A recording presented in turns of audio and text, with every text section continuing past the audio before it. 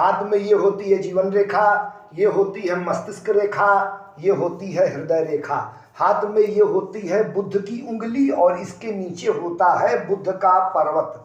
बुध की उंगली टेढ़ी मेढ़ी हो और बुध की उंगली का झुकाव हथेली के बाहर की तरफ हो और बुध की उंगली के आधार पर ऊपर एक क्रॉस का निशान बने और निम्न मंगल के पर्वत से एक राहु रेखा निकले आड़ी, जो जीवन रेखा को काटे, मस्तिष्क रेखा को काटे और हृदय रेखा को काटकर बुध के पर्वत में पहुंचे। मित्रों ध्यान से देखें, समझ में आ जाएगा। दोस्तों, जब बुध की उंगली सीधी ना हो, टेढ़ी मेढ़ी हो और बुध की उंगली का झुकाव हथेली के बाहर की तरफ होता है, तो ऐसे लोग गलत तरीके से, बेईमानी से, चीटिंग से धन कमाने का प्रयास करते हैं। और जब बुध की उंगली के आधार पर ऊपर क्रॉस का निशान बनता है, तो यह इस बात का स्पष्ट इशारा होता है कि जातक धन का बहुत लालची होगा और धन कमाने के लिए जातक किसी भी हद तक चला जाएगा। अच्छा बुरा कैसा भी हो, उससे कोई मतलब नहीं, सिर्फ धन, सिर्फ पैसा। और जब निम्न मंगल के पर्वत से राहु रेखा निकलकर